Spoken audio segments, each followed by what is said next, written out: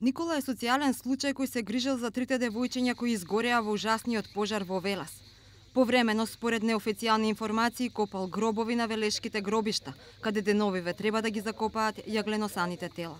Ги оставиле сами и ги заклучиле во куќата со една соба во која не се знае ниту дали имало прозорец, и со сопругата и со четвртото дете отишле до продавницата која е на 40 на минути оддалечено со нивната куќа.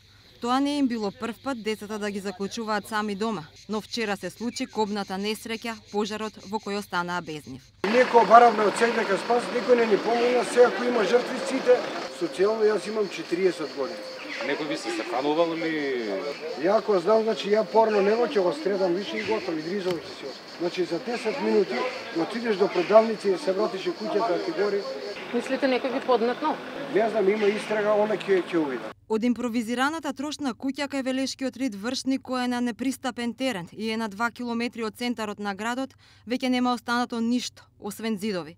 Расфрлани цигли, картонски кутии и по некоја играчка останаа од вчерашниот пожар во Велес, во кој животот го загубија 3 малолетни деца на возраст од 1, 2 и 4 години во трошната импровизирана куќичка позади нас. Куќата е без струја и вода, а надлежните органи во моментов испитуваат кои се причините за пожарот, а во моментов не е исклучен ни човечкиот фактор да е во игра. Семејството на 40 годишните Никола и Марина живее со социјална помош и повремено собираат пластични шишиња.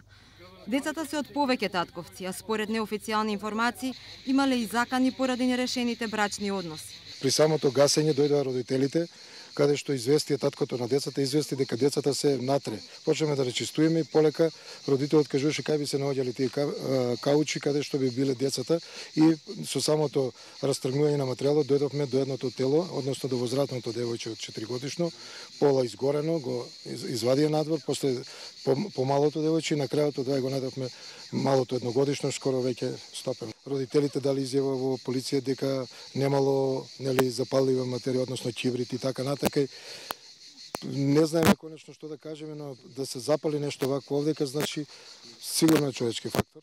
Зошто децата биле заклучени и оставени без надзор на повозрасен човек. Од СВР Велес не откриваат никакви детали додека трае истрагата. Родителите ги повикавме, дадоа изјави и сега работиме. Утринава почнавме со истрага на местото на настанот, заедно со во присуство на јавен обвинител.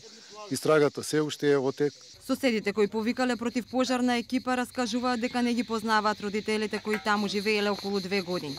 Велат дека вчера било ужасно. Никој не знаел дека девојчињата се внатре, се додека не дошле родителите. Во 16 часот слушав викотници од спротивната страна и испанав надвор да видам што се случува. Видов дека гори објектот и одма повикав пожарна и полиција. Ги познавате ли родителите на децата? Не многу, со нив немав многу контакт. Од кога се тука? 2 години. Немав комуникација со луѓето, така по изречение имаме еднаш-два пати ги видано на овие години, ни одеа, ни типа некој им одеше. Они без струја, без вода, од социјална помош. Кога одам на Којник да пазарувам, од тука обично околу вртам, децата таму си стоеја, значи пред куќата, нидека не ода. Општина Велес од Центарот за социјална работа соопштија дека ќе се ангажираат за организирање на погребот за настраданите деца. Од Велешкиот центар пак денеска не сакаат да дадат изјава за медиумите. Во тек е истрага на основното јавно обвинителство, од каде најавуваат дека ќе се врши подолго вештачење за утврдување на причините за пожарот.